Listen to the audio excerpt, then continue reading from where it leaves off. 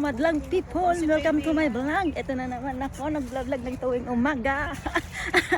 Ang aming pagkain ngayon, almusal ngayon ay binilaan ako isang tray na itlog. Grabe ka sa isang tray. 32 yun man. Ay, 31. Guys, dito kami ng kape-kape. Kape. Simpleng pamumuhay dito sa ibang bansa. Masaya na kami. Tadaan! Kaninang kagabi pa si Pula, nag-ano ng pagkain.